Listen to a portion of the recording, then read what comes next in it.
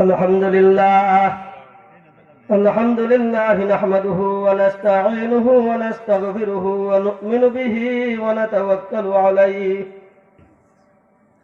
ونعوذ بالله من شرور أنفسنا ومن سيئات أعمالنا من يهده الله فلا مضل له ومن يضلله فلا هادي له ونشهد أن لا إله إلا الله وحده لا شريك له ونشهد أن سيدنا وحبيبنا وحبيب ربنا وسندنا وشفيعنا ومولانا محمدا عبده ورسوله أرسله بالحق بشيرا ونذيرا وداعيا إلى الله بإذنه وسراجا منيرا أما بعد فقد قال الله تبارك وتعالى في كلامه المجيد وفرقانه الحميد أعوذ بالله من الشيطان الرجيم بسم الله الرحمن الرحيم أومن كان ميتا فأحييناه وجعلنا له نورا يمشي به في الناس كمن مثله في الظلمات ليس بخارج منها وعن جابر رضي الله تعالى عنه قال قال رسول الله صلى الله عليه وسلم ثنتان موجبتان قال رجل يا رسول الله ما الموجبتان قال من مات يشرك بالله شيئا دخل النار ومن مات لا يشرك بالله شيئا دخل الجنة أو كما قال عليه الصلاة والسلام नहीं दू जहान मिसाल मोहम्मद नहीं दू जहान मिसाल मोहम्मद जमाल खुदा है कमाल मोहम्मद जमाल खुदा है कमाल मोहम्मद है मोहम्मद या इलाही जिनका नाम है मोहम्मद या इलाही जिनका नाम अपनी रहमत उन पर नाजिल कर मदाम अपने पैगंबर का सदका ऐ खुदा अपने पैगंबर का सदका ऐ खुदा नाम जिनका है मोहम्मद मुस्तफा नाम जिनका है मोहम्मद मुस्तफा नसरतपुर दक्षिण पाड़ा বাইতুল মামুর জামে মসজিদ ও যুব সমাজের উদ্যোগে আয়োজিত ইসলামী মহাসম্মেলন উক্ত সম্মেলনের সম্মানিত সভাপতি সাহেব দামাত বরকাতুহুমুল আলিয়া মুআজ্জাজ মুকাররম উলামায়ে কেরাম মুরব্বিয়ানে আযম ইসলাম প্রিয় যুবক ভাইরা পর্দানিশীন মা ও বোনেরা আমি আপনাদের সামনে যে বিষয়টা নিয়ে আলোচনা করার ইচ্ছা করেছি মহান আল্লাহ যদি আমাকে তৌফিক দান করে সেই বিষয়টা হচ্ছে দুইটা বিষয়কে আবশ্যক করে অর্থাৎ একটা বিষয় জান্নাতকে আবশ্যক করে আরেকটা বিষয় জাহান্নামকে আবশ্যক করে একটা বিষয় যদি আপনার মধ্যে থাকে, আপনার জন্য জান্নাত আবশ্যক হয়ে যাবে। আরেকটা বিষয় আছে, সেইটা যদি আপনার মধ্যে থাকে তাহলে জাহান্নাম আবশ্যক হয়ে যাবে। তাহলে আমার আলোচ্য বিষয় দুইটা বিষয়কে কি করে? আবশ্যক করে। অর্থাৎ একটা বিষয় জান্নাতকে আবশ্যক করে, আরেকটা বিষয় জাহান্নামকে আবশ্যক করে। এখন আমরা জানবো কোন বিষয়টা জান্নাতকে আবশ্যক করে আর কোন বিষয়টা জাহান্নামকে আবশ্যক করে। যে বিষয়টা জান্নাতকে আবশ্যক করে, এইটা যদি আমার মধ্যে থাকে, এইটাকে আমি আরো মজবুত করব, আরো শক্তিশালী করব, আরো নূরান্বিত করব, আরো দৃঢ় এবং মজবুত করব ইনশাআল্লাহ। আর যে বিষয়টা জাহান্নামকে আবশ্যক করে, এইটা যদি আমার মধ্যে থাকে অথবা আমার মা বোনদের মধ্যে থাকে, তাহলে এইটা পরিত্যাগ করিয়া তওবা ইস্তিগফার করিয়া যেটা জান্নাতকে আবশ্যক করে এই বিষয়টা আবার আমার মধ্যে আনবো। তাইলে আমরা জানি দুইটা বিষয়, যে একটা জান্নাতকে আবশ্যক করে আর একটা জাহান্নামকে আবশ্যক করে। আল্লাহর নবী এক হাদিসে বলেন, আন জাবির রাদিয়াল্লাহু তাআলা আনহু قال قال رسول الله صلى الله عليه وسلم ثنتان موجبتان قال رجل يا رسول الله ما الموجبتان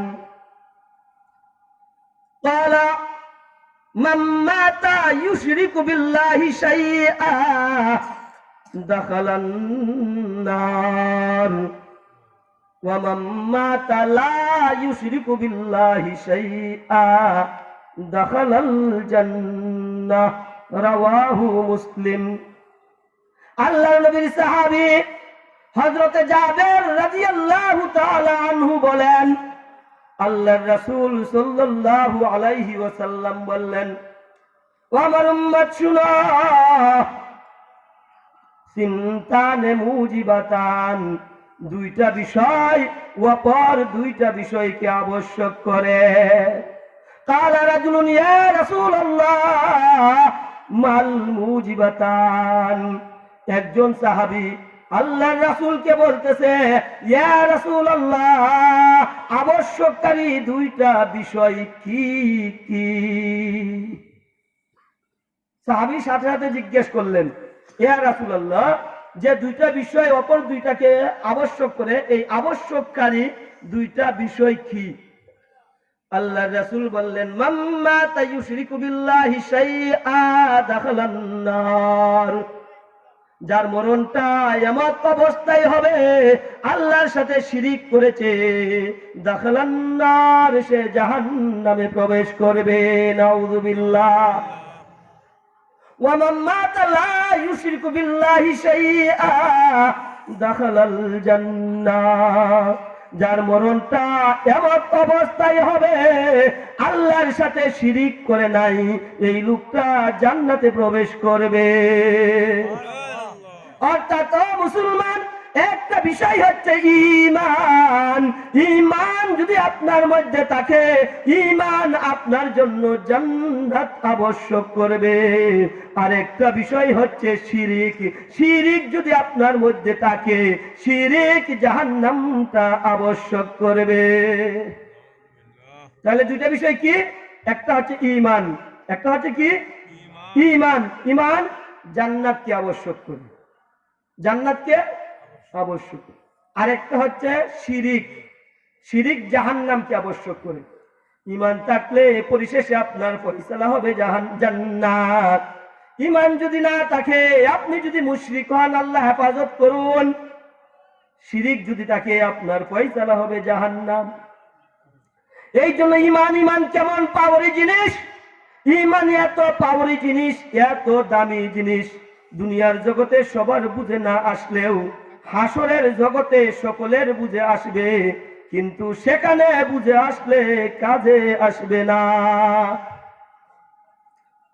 স্বাভাবিক একটা নিয়ম, আপনি যদি ইমানদার হন, তাইলে গুনাহ যদি করেন, গুনার পরিমাণ শাস্তি ভোগ করার পর আপনাকে জান্নাতে দেওয়া হবে। আর যদি ঈমান না থাকে, যতই ভালো কাজ করেন, দুনিয়াতে যা পাবার পেয়ে যাবেন, আখিরাতে জাহান্নাম ছাড়া নসিবে আর কিছুই মিলবে না। ঈমান কেমন দামি জিনিস! আল্লাহর নবী বলেন, ও আমার উম্মত শুনো, ঈমানের পাওয়ার শুনো। ঈমান যে জান্নাতকে আবশ্যক করে, এইটা শুনে নাও। ও আমার উম্মত শুনো, হাসরের ময়দানে কোটি কোটি জনতার মধ্য থেকে আমার এক উম্মতকে পৃথক করে আলাদা নিয়ে আসবেন আল্লাহ। মহান আল্লাহ হাসরের ময়দানে লক্ষ জনতার মাঝখান থেকে আমার একজন উম্মতকে আলাদা করে নিয়ে আসবেন। আলাদা করিয়া তার সামনে তার জীবনের ৯৯টা গুনার দপ্তর হাজির করবেন। গুনার দপ্তর ৯৯টা। কয়টা? ৯৯টা হিসাবের দপ্তর, গুনার দপ্তর। এক একটা দপ্তর কত বড়! আপনার চোখের দৃষ্টি যত দূর যায়, আপনার চোখের দৃষ্টি যত দূর যায়, এক একটা হিসাবের দপ্তর, এক একটা গুনার দপ্তর তত বড় হবে। বান্দাকে আল্লাহ আলাদা করিয়া আনিয়া বান্দার সামনে বান্দার ৯৯টা গুনার দপ্তর হাজির করা হবে। ৯৯টা গুনার দপ্তর হাজির করিয়া ওই বান্দাকে আল্লাহ জিজ্ঞেস করবে, আতুনকিরু মিন হাযা শাইআ, আতুনকিরু মিন হাযা শাইআ, আযলামাকা কাতাবানিল হাফিজুন। আল্লাহ জিজ্ঞেস করবো, বান্দা এই যে ৯৯টা গুনার দপ্তর হাজির করলাম, এখানে শুধু তোমার জীবনের কামাই শুধু গুনাহ আর গুনাহ, গুনাহ আর গুনাহ। বান্দা এখানে কোনো নেকি নাই, কোনো নেকি নাই। জীবনের কামাই দেখো গুনাহ আর গুনাহ। বান্দা তোমার সুদের কথা এখানে লিখা, বান্দা ডাকাতির কথা লিখা, বাটপারির কথা লিখা, চুরির কথা লিখা, সুদের লেনদেনের কথা লিখা, ঘুষের লেনদেনের কথা লিখা, সন্ত্রাসীর কথা লিখা, আরো যত বদমাইশি আর নাফরমানি করেছো সব গুনার কথা এখানে লিখা, একটাও নেকির কথা এখানে লিখা নাই। আতুনকিরু মিন হাযা শাইআ। বান্দা অস্বীকার করতে পারো? অস্বীকার করতে পারো কি? বান্দা অস্বীকার করতে পারো কি? বলো অস্বীকার করতে পারো কি না? বলো এইগুলা করো নাই। আতুনকিরু মিন হাযা শাইআ। ও বান্দা তুমি কি অস্বীকার করতে পারো? আযলামাকা কাতাবানিল হাফিজুন। বান্দা বলতে পারো যে সমস্ত ফেরেশতাদেরকে আল্লাহ দায়িত্ব দিয়েছে গুনাহ লেখার জন্য, এরাই তো এই গুনাহটা লিপিবদ্ধ করেছে। না আমি গুনাহ করি আমি নিজে লিখছি? কেউ নিজে গুনাহ করিয়া কি নিজে লেখে? একটা খুন খারাপি করলেও চাই গোপনে, যেন কোনো সাক্ষী না থাকে। এই জন্য আল্লাহ বলতেছে, আযলামাকা কাতাবানিল হাফিজুন। বান্দা যে ফেরেশতাদেরকে আমি দায়িত্ব দিয়েছিলাম তোমার গুনাহ লেখার জন্য, এরা কি তোমার উপর জুলুম করেছে? তুমি গুনাহ করো নাই, তোমার আমলনামায় গুনার কথাটা লিখে রেখেছে। চুরি করো নাই, চুরির কথাটা লিখে রেখেছে। ডাকাতি করো নাই, ডাকাতির কথা লিখে রেখেছে। বাটপারি করো নাই, বাটপারির কথা লিখে রেখেছে। সুদি লেনদেন করো নাই, সুদি লেনদেনের কথা লিখে রেখেছে। ঘুষের লেনদেন করো নাই, ঘুষের লেনদেনের কথা লিখে রেখেছে। সন্ত্রাসী করো নাই, সন্ত্রাসীর কথা লিখে রেখেছে। বলতে পারো এই ধরনের কথা যে তারা জুলুম করেছে তোমার উপর, অবিচার করেছে, গুনার কাজটা করে নাই, এরপরে এই গুনার কথাটা তোমার আমলনামায় আমার ফেরেশতারা লিখে রেখেছে? এই ধরনের কথা তোমরা বলতে পারো কি? ইয়াকুলু লা ইয়া রাব্বি, ইয়াকুলু লা ইয়া রাব্বি। গুনাহগার বান্দা বলবো, না না প্রভু, এই যে গুনার দপ্তর আমার সামনে হাজির করলেন, ৯৯টা গুনার দপ্তর হাজির করলেন, একটাও অস্বীকার করতে পারি না। কারণ আমার দ্বারা চুরি হয়েছে, কেমনে অস্বীকার করব? বাটপারিটা আমার দ্বারা হয়েছে, কেমনে অস্বীকার করব? ডাকাতি আমার দ্বারা হয়েছে কেমনে অস্বীকার করব, গরিবের মাল আত্মসাৎ করেছি কেমনে অস্বীকার করব, বিধবার মাল আত্মসাৎ করেছি কেমনে অস্বীকার করব, সুদি লেনদেন করেছি কেমনে অস্বীকার করব, ঘুষের লেনদেন করেছি কেমনে অস্বীকার করব। প্রভু না না, একটাও অস্বীকার করতে পারবো না। তাহলে আযলামাকা কাতাবানিল হাফিজুন, ফেরেশতা জুলুম করেছে এই কথা বলতে পারো কি? ওই ব্যক্তি বলবে, ওই বান্দা বলবে না না ফেরেশতারা জুলুম করেছে, এইটাও বলতে পারবো না। কারণ যা লিখা সব করেছি, যা লিখা সব আমার দ্বারা হয়েছে, সব গুনাহ আমার দ্বারা হয়েছে। নাটকে গিয়েছি আমার দ্বারা হয়েছে, সারের লড়াইয়ে গিয়েছি আমার দ্বারা হয়েছে, জোয়ার আড্ডাখানায় গিয়েছি আমার দ্বারা হয়েছে, মদ খেয়েছি, শরাব খেয়েছি, সবগুলো আমার দ্বারা হয়েছে। তাহলে কেমনে অস্বীকার করব? আর কেমনে ফেরেশতারা জুলুম করেছে এই কথাটা বলবো? এবার আল্লাহ বলে আফালাকা উযরুন, আফালাকা উযরুন, বান্দা কোনো উযর পেশ করতে পারো কি? তাহলে বলো কোনো উযর আপত্তি আছে কি? ফায়াকুলু ইয়া রাব্বি লা ইয়া রাব্বি, ফায়াকুলু লা ইয়া রাব্বি, ফায়াকুলু লা ইয়া রাব্বি। এই বান্দা বলবো আল্লাহ না না, কোনো উযর নাই, কোনো উযর নাই, উযর পেশ করার মতন কিছুই নাই। আচ্ছা অপরাধ করলে আপনি কি উযরটা পেশ করবেন? বাস্তবে যে অপরাধী তার মুখ দিয়ে কি আর কোনো কথা বের হবে? বের হওয়ার মতন কোন সুযোগ আছে কি? সব দিক দিয়ে ধরা, বাস্তব প্রমাণ, তার জীবনের কামাই সব প্রমাণ তার সামনে হাজির। এই লাগে এখন বান্দা বলতেছে লা লা ইয়া রাব্বি, না না কোনো উযর নাই, কোনো আপত্তি নাই, কোনো কিছু নাই। এবার আল্লাহ বলবে, এবার আল্লাহ বলবে ফায়াকুলুল্লাহু তাবারাকা ওয়া তাআলা বালা ইন্না লাকা ইনদানা হাসানা ওয়া ইন্নাহু লা যুলমা আলাইকাল ইয়াউম। এবার আল্লাহ বলবো বান্দা একটা নেকি, একটা নেকি, তোমার একটা নেকি আমার কাছে সংরক্ষিত আছে, বলেন সুবহানাল্লাহ।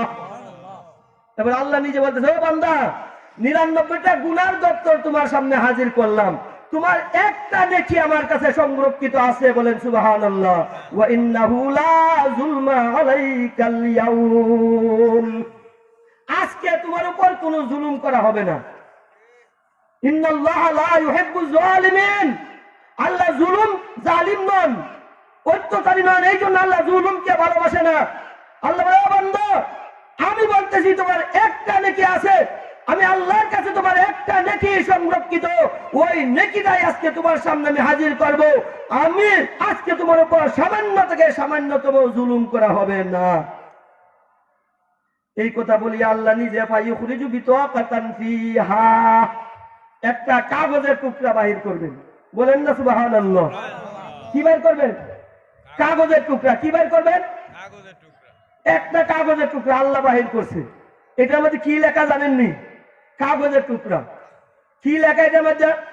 ফায়ুখরিজু বিতাকাতান ফিহা আশহাদু আল্লা ইলাহা ইল্লাল্লাহু ওয়া আশহাদু আন্না মুহাম্মাদান আবদুহু ওয়া রাসূলুহু। এই কথাটা লেখা। আমি সাক্ষ্য দিচ্ছি আল্লাহ ছাড়া কোনো মাবুদ নাই, আর হযরত মুহাম্মদ সাল্লাল্লাহু আলাইহি ওয়াসাল্লাম আল্লাহর বান্দা ও রাসূল, কালিমায়ে শাহাদাত। এই কথাটা লেখা, তার এই আমলটা এইটা লেখা। ফায়াকুলু উহজুর ওয়াজনাক, ফায়াকুলু ইয়া রাব্বি মা হাযিহিল বিতাকাতু মা হাযিহিস সিজিল্লাত। আল্লাহ কবে বান্দা কাগজের টুকরা হাজির করো, ওজন দেওয়া হবে। ও বান্দা তোমার 99টা গুনার দপ্তর এক পাল্লায় রাখা হবে, তোমার একটা আমল কালিমায়ে শাহাদাতের কাগজটা এক পাল্লায় রাখা হবে। আল্লাহ বলবো ইন্নাকা লা তুজলামু, তোমার উপর জুলুম করা হবে না। 99টা গুনাহ গুনার দপ্তর এক পাল্লাই রাখা হবে। তোমার কালিমায়ে শাহাদাত যে কাগজের মধ্যে লিখা, ওই কাগজটা এক পাল্লাই রাখা হবে, রাখিয়া ওজন দেওয়া হবে। বান্দা বলবো আল্লাহ 99টা গুনার দপ্তর, তাও আবার এক একটা দপ্তর আমার দৃষ্টি যত দূর যায় তত দূর পর্যন্ত বড়। কল্পনা করা যায় এক একটা দপ্তর কত বড়? আমার দৃষ্টি যত দূর যায় তত বড় এক একটা দপ্তর। আর একটা নেকি একটা কাগজের টুকরা এলো লেহা আমার আশহাদু আল্লা ইলাহা ইল্লাল্লাহু ওয়া আশহাদু আন্না মুহাম্মাদান আবদুহু ওয়া রাসূলুহু। কি হবে আল্লাহ?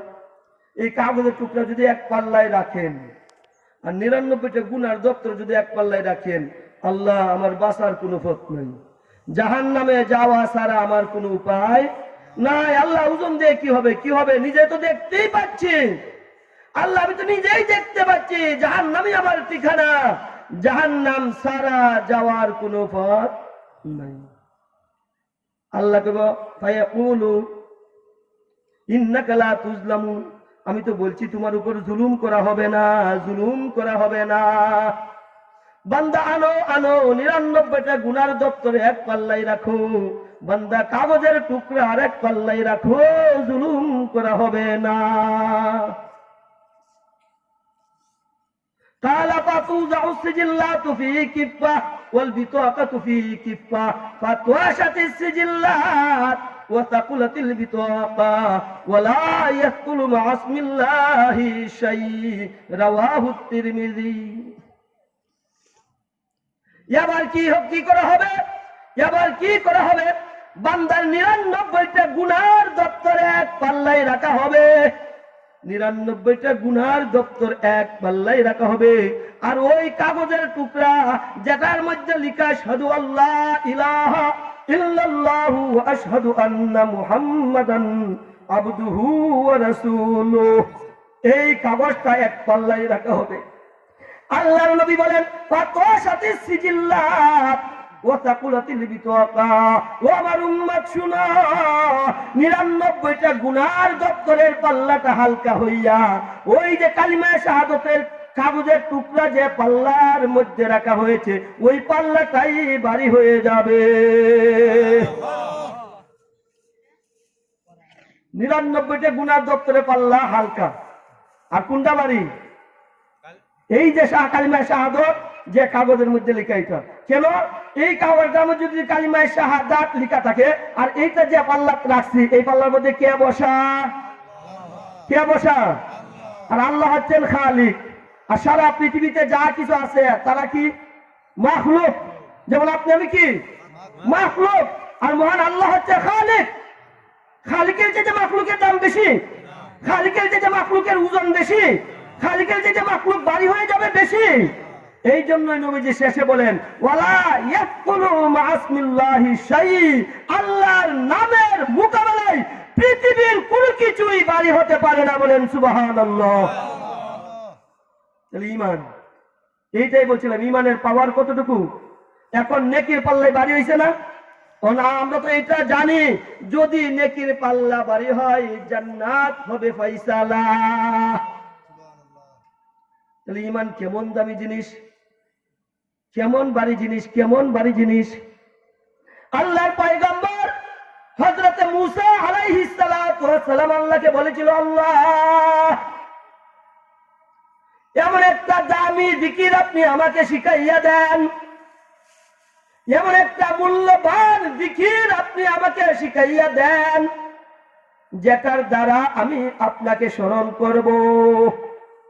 আল্লাহ বলল, মূসা বলো লা ইলাহা ইল্লাল্লাহ।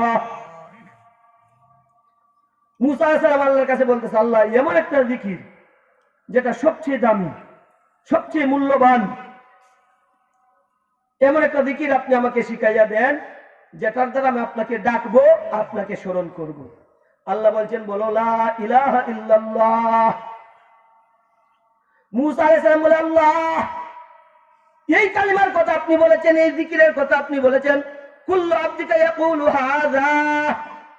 আল্লাহ এই জিকির তো আপনার সকল বান্দারাই করে, আমি বিশেষ একটা কিছু চেয়েছিলাম, এটা তো আপনার সকল বান্দারাই পড়ে।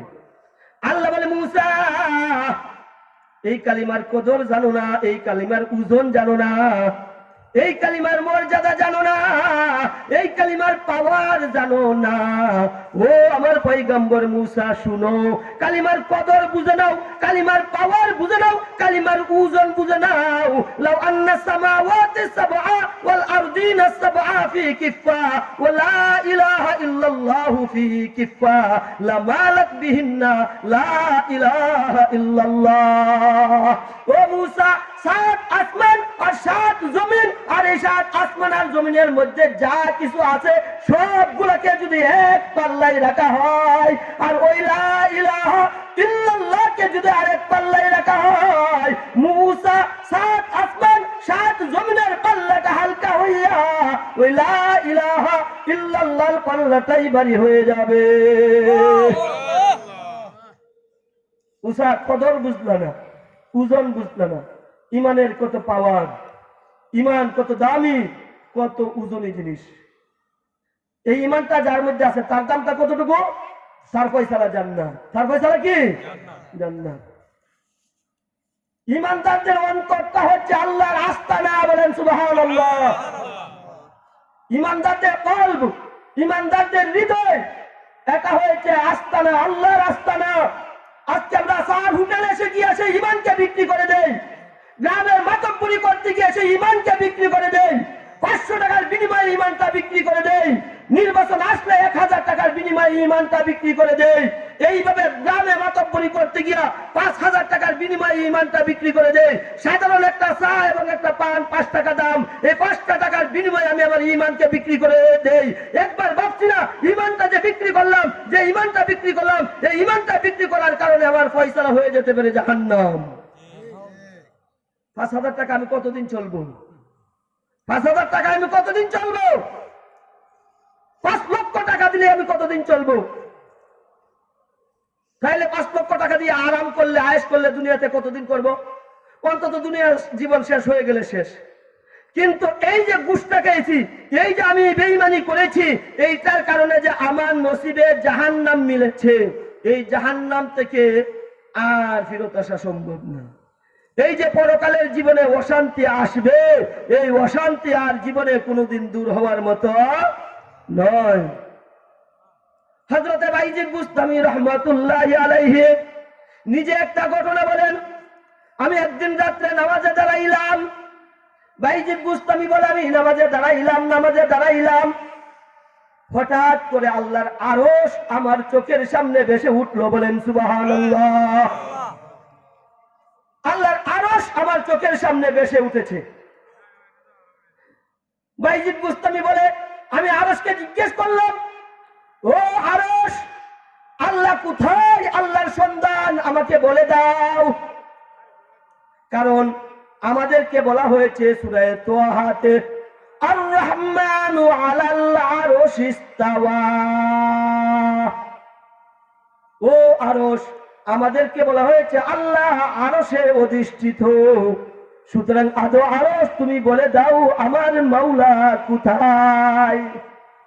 আল্লাহ আরশের জবান খুলে দিলেন, বলেন সুবহানাল্লাহ। আল্লাহ আরশের জবান খুলে দিলেন। আরশ বলতেছে বাইজিদ তুমি স্থির হও, তুমি শান্ত হও। তোমাকে বলা হয়েছে আরশ, আরশের মধ্যে আল্লাহ অধিষ্ঠিত। আরশকে কি বলা হয়েছে জানোনি? আরশকে বলা হয়েছে আল্লাহ প্রত্যেকটা মুমিনের অন্তরে বিদ্যমান। আল্লাহ কোথায়? প্রত্যেকটা মুমিনের অন্তরে বিদ্যমান। এই জন্য ঈমান কত পাওয়ারি জিনিস, যার মধ্যে ওই ঈমানটা থাকবে সে এত দামি জিনিস, এত দামি জিনিস। একজন ফকির ঈমানদার, মিসকিন ঈমানদার, সমাজে মানুষ তাকে গণে না। মিসকিন, ভিক্ষা করে, মানুষের ধারে ধারে ঘুরে, কিন্তু লোকটা ঈমানদার। সমাজে তার কোনো দাম নাই, সমাজে তার কোনো দাম নাই। সমাজের মানুষ তাকে গণ্য করে না, বিবাহ শাদীতে তাকে ডাকে না, কোনো পরামর্শ মজলিসে তাকে ডাকে না, কোনো কমিটির মধ্যে তাকে ডাকে না। কোনো কিছুতেই তাকে রাখে না। কিন্তু তার দাম কতটুকু? এই সারা পৃথিবীর মধ্যে যে সমস্ত ধনী ব্যক্তিরা রয়েছে তাদের ওই সমস্ত লোকদেরকে আর ধনী ব্যক্তিদের ধন সম্পদকে যদি এক পাল্লায় রাখা হয়, আর ওই যে ফকির ইমানদার সমাজে যার দাম নাই, ওই যে ফকির মিসকিন সমাজের মধ্যে যার দাম নাই, ওই মিসকিনকে যদি এক পাল্লায় রাখা হয়, সারা পৃথিবীর সকল ধনীদেরকে আর ধনীদের ধন সম্পদকে যদি এক পাল্লায় রাখা হয়, আল্লাহর কসম ধনীদের ধন সম্পদের পাল্লা হালকা হইয়া মিসকিনের ইমানের পাল্লাটাই ভারী হয়ে যাবে। আপনার আমার কাছে মিসকিন ইমানদারের দাম না থাকতে পারে, আপনার আমার কাছে ফকিরের ইমানদার ফকিরের দাম না থাকতে পারে, তাহলে আল্লাহ পাক রব্বুল আলামিনের কাছে কেমন দামি? এই ফকির ইমানদার ফকির যতদিন আছে আল্লাহ আসমান ধ্বংস করবেন না, বলেন সুবহানাল্লাহ। জমিন ধ্বংস করবেন না। ফকিরের মতন ইমানদারের জন্যই আল্লাহ আসমান সাজাইছেন চন্দ্র সূর্য দ্বারা, ফকিরের মতন ইমানদারের জন্যই আল্লাহ আসমান সাজাইছেন তারকারাজি দ্বারা, ফকিরের মতন ইমানদারের জন্যই আল্লাহ জমিন সাজাইছেন পাহাড় পর্বত দ্বারা, ফকিরের মতন ইমানদারের জন্যই আল্লাহ জমিন সাজাইছেন এইভাবে পাহাড় পর্বত দ্বারা, নদী নালা দ্বারা, গাছপালা দ্বারা।